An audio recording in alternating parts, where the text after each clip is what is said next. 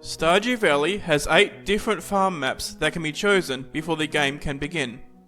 These are the Standard Farm, Riverlands Farm, Forest Farm, Hilltop Farm, Wilderness Farm, Four Corners Farm, Beach Farm, and Meadowlands Farm. Which of these are the best, and which are the worst? In this video, I'll be sorting these farms in a tier list ranging from S tier for the best farms with the best perks, through to D tier for the worst farms with the worst perks. These tiers will be represented by resources in Stardew Valley, with S being iridium, A being gold, B being iron, C being copper, and D being coal. This video will, however, not be judging the farm maps on aesthetics, only on the advantages and disadvantages of picking each farm. First up is the Standard Farm. This was the first farm added. In fact, it was the only farm available when the game was released. As such, this farm lacks any special perks, but it makes up for this with its size. The Standard Farm has 3,427 tillable tiles, which is the most of all the farms, and is even more than double the tiles of the Riverland Farm, Forest Farm, and Hilltop Farm. Here's the thing though, is all this space needed? There are basically 2 scenarios where the extra space is actually needed. The first is min-max players who use every single tile of the farm to get as high as 100 million gold in the first year. The second is that this extra space leads to more stone spawning, making it easier to get level 2 mining before day 5, compared to farms that generate fewer stones. The point I'm making here is that the perks of the other farms can easily make them better than the Standard Farm. As such, the best spot to put the Standard Farm is B tier. Some farms have perks that are easily worth the reduction in tillable tiles, and some do not. How much better or worse is the farm in question? Ranking the Standard Farm as B tier will help to rank the other farms in comparison to it. The next farm to consider is the Hilltop Farm. This farm has the farming area broken up by a river and several cliffs, and as such only has 1,648 tillable tiles, just under half that of the Standard Farm. What do you get for this reduction in tillable tiles? A quarry that accumulates stone nodes, ore nodes, and geode nodes over time. This does make it easier to get stone and copper before day 5, but when day 5 comes and the actual mines open, the mines become a significantly better source of stone, ore, and geodes. The other difference with this farm is with fishing. On the Standard Farm, only trash can be fished. On this farm, 50% of catches are river fish and 50% of catches are trash, which is strictly worse than any genuine fishing area like the river, beach, or lake, where the odds of catching trash is usually between 30% and 15%, and decreases with a higher fishing level. In addition, the waterway is narrow, meaning that the fish will be lower quality than they could be. This is the case with almost every farm, and as such it is almost never worth it to fish at the farm, and thus fishing will not be a factor in ranking this or any further farm unless mentioned. To conclude with the Hilltop Farm, this farm map is C tier because the quarry, which is obsolete by day 5, does not compensate for the reduction in tillable tiles. The next farm is the Riverlands Farm. This farm is the only farm where there isn't a flat chance of catching trash, the only farm where bubble spots appear, and in addition to all of that, you start with a fish smoker in the farmhouse. The catch? This farm has 1,578 tillable tiles, which is 46% that of the Standard Farm. When it comes to fishing, there is a 70% chance to catch fish from the Pelican Town map, and a 30% chance of catching fish from the Cinesap Forest, with the only trash being trash that would have been caught at the town or forest anyway. This makes fishing here as viable as fishing elsewhere on a trash basis alone, but in addition to this, due to the way fish chances are calculated for the Riverlands Farm, the odds of catching catfish here is the same as the forest or town river. There are only minor downsides to fishing at the Riverlands Farm, such as there being 4 fish types there instead of the 3 at either river location, but this can be easily compensated for by having a chest or shipping bin nearby. The second factor is a free fish smoker. The fish smoker is a machine that turns fish into smoked fish, doubling their value. On another farm, the only way to get one is to buy the recipe for 10,000 G and craft them with 10 hardwood and 1 sea jelly, river jelly and cave jelly. In that sense, starting on the Riverland Farm is like starting with an extra 10,000 G, and starting with the fish smoker also gives an extra week or two of use with it, as it would take at least a week to get the 10,000 G to buy the recipe. On the Riverland Farm, you do only get one, but one is all you need. As such, just on the fish smoker alone, the Riverlands Farm gets put in A tier. That's right, I think the Riverlands Farm is better than the Standard Farm because the fish smoker makes it easier to get more money faster in the early game, especially as a casual player. Once you're at the point of using elevator strategies or skull caverns to get early money, this farm is no longer optimal, but there are other good farms after all. Added in version 1.4 is the Four Corners Farm. This farm is intended to facilitate multiplayer by having 4 different quadrants that are mini versions of the Forest Farm, Standard Farm, Hilltop Farm and Riverlands Farm. However, this farm suffers from Jack of all trades, Master of none syndrome. The perk of the Forest Farm quadrant is a single respawning stump, the perk of the Hilltop quadrant is a smaller quarry, and the perk of the Riverlands quadrant is a pond. As usual, there's extra trash in the pond, so fishing there is pointless. But this farm has only 15% fewer tillable tiles compared to the Standard Farm. It's definitely worse than the Standard Farm, but not by the same level as the Hilltop Farm, and therefore the Four Corners Farm is a B tier farm, but definitely lower than the Standard Farm. Next up is the Beach Farm. This farm has 2,700 tillable tiles, but only 202 of them work with sprinklers, so effectively this farm has only 6% of the tillable tiles compared to the Standard Farm. But there's a lot of upsides to this farm. Firstly, this farm spawns regular forage on the grassy portion, and beach forage on the beach.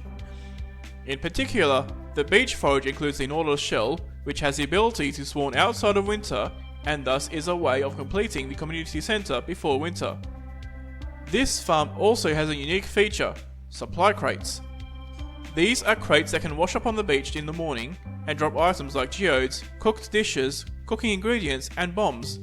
Neat, but not that exciting in my opinion. Back to the base of the farm. This farm has 202 tillable tiles that work with sprinklers and 2,500 tiles that can only be watered by watering can or rain. But there are an additional 1,928 tiles that are not tillable but can have buildings built on them, which means that the beach farm has the most tiles overall. This advantage is seen in playthroughs where the whole map is filled with buildings like coops, fish ponds or sheds, such as Blade's challenge of getting from fishing level 0 to fishing level 10 in a single day. Another thing to consider is fishing. There is a higher chance of trash on this farm, so it isn't worth fishing here for money. But you can fish up oysters, corals, mussels and cockles. Unfortunately, the actual beach map is a better source of these catchables, considering how uncommon they are here. The final factor with the beach is that the 202 tillable tiles are covered by 11 large logs, requiring an iron axe to clear. This is a good thing. With 11 large logs and 30 large stumps, you can get 150 hardwood without the Forester profession, or an average of 166 hardwood with it, and this is the most available hardwood of all the farms with the exception of the Forest Farm. With extra hardwood, extra space, supply crates, and extra forage, this farm could get S tier. But since most of the tiles cannot be watered by sprinklers, the beach farm misses S tier by a little bit and gets into A tier. The top of A tier, but A tier nonetheless. The Meadowlands Farm, added in the recent 1.6 update, is based around animals and as such has a special grass that improves friendship gained with animals and comes with a coop and 2 chickens for free. However, the Meadowlands Farm has 60% of the tillable tiles of the Standard Farm. The coop and 2 chickens is useful as a head start for community-centered playthroughs, as this saves you about 5000 G, as you otherwise would need to buy a coop and 2 chickens. The bluegrass sounds like a really good perk of the Meadowlands Farm, but the actual impact of this isn't as big as it seems. On any other farm, petting animals and having them eat grass nets 23 friendship per day. With the bluegrass, this is increased by 8 points to 31 friendship per day. The result? It takes only 2 less days to get large eggs and milks, and 7 to 9 less days to get iridium produce. In addition, the bluegrass is not completely locked behind this farm. The bluegrass starter recipe can be bought from the nut room for 40 key gems, such that, at most, the Meadowlands Farm is better in this respect in the first year only. Combined, I think that this makes the Meadowlands Farm only slightly better than the standard farm, barely enough to make it into A tier. The Riverlands Farm and Beach Farm are definitely better than this one though. The Wilderness Farm is intended to be the combat-focused farm. Like the Meadowlands Farm, the Wilderness Farm has 60% of the tillable tiles compared to the standard farm. What do you get for this? Monsters. In my experience, the monsters are simply annoying, especially when the mines are a better source of monsters regardless of the farm map chosen. These monsters also appear at night, which means that if you are at the farm at night doing farm chores like planting on the first of the month, the monsters just get in your way. And if you are specifically wanting to fight the monsters, you have to wait until night. As such, the Wilderness Farm is, in my opinion, the worst of the farms. Not enough for F tier, but definitely D tier. The farm monsters just aren't my thing. I saved the worst for last, and I saved the best for last. The Forest Farm may have 40% of the tillable tiles compared to the standard farm, but it has extra forageables, wood skip can be caught in the pond, special weeds that drop mixed seeds more often, and 8 respawning stumps. Like the Beach Farm, the Forest Farm spawns extra forage, but the Forest Farm also spawns forage not found on the Beach Farm, such as the morel, chanterelle, purple mushroom, and red mushroom. This can be foraged for additional food, but it also helps with bundles, and the purple mushrooms are a loved gift for the wizard as well. This farm is also the only farm to have a unique fish, the wood skip. It can be caught in the secret woods regardless of farm map, but with the forest farm, it can be caught before the axe is upgraded at all, which is useful in niche situations. However, you almost never need more than one wood skip, so once you catch one, this farm is equal to the other farms in terms of fishing. The special weeds are neat, but not a game changer. Finally, the forest farm comes with 8 respawning stumps, and in my opinion, this alone puts this farm in S tier. With the 1.5 update comes Ginger Island, a new area that needs 200 hardwood to reach, and with the respawning stumps, this can be obtained in 3 days if you also clear out the secret woods every day, and do this with the forester profession for the extra 25% hardwood. With the high amount of initial logs and stumps on the beach farm, this can be done in 1 day, but the forest farm achieves this while having extra forage, extra tillable tiles, and a handful of extra perks, while also providing extra hardwood once Ginger Island is unlocked for things like the house upgrade and building the raccoon's house. S tier.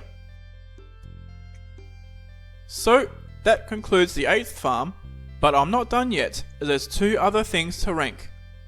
Firstly, while I'm on the topic of the forest farm, there is the forest farm on versions before 1.5. The farm was the same, but the hardwood output wasn't as important. Yeah, you could get the house upgrade and the horse faster, but this wasn't as urgent as getting to Ginger Island quickly on 1.5 and beyond. Pre-1.5 Forest Farm gets A tier. Secondly, there's the Riverlands Farm. Before 1.6 it didn't come with a fish smoker, as those did not exist back then, and as such the only perk of the Riverlands Farm was the fishing, which was and still is a little worse than fishing at the river. With less than half the tiles of the standard farm, This would put the pre-1.6 Riverlands Farm directly into C tier. The last thing to consider is how the farms in the lower tiers could be improved.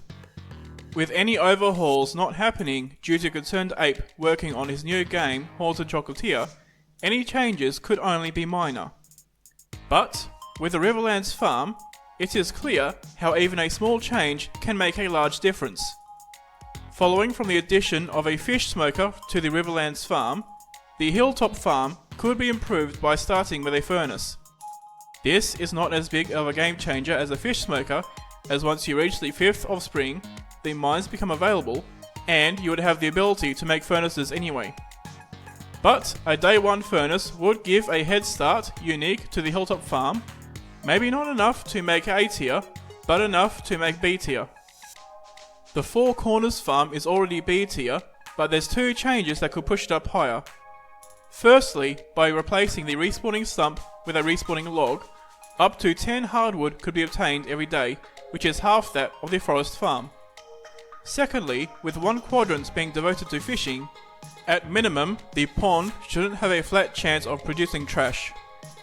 This would not make the pond optimal, as the river, lake and ocean would still be optimal in different situations, but at least fishing there would not be absolutely pointless. This change would bump the Four Corners Farm to A tier between the Beach Farm and the Meadowlands Farm. Finally, there's the Wilderness Farm. With the monsters spawning at night, I'm not sure what small change could improve this. However, with a change to the Riverlands Farm being equivalent to 10,000 G, an equivalent change to the Wilderness Farm would be starting with a slime hutch also worth 10,000 G, and would encourage a combat related activity on the farm.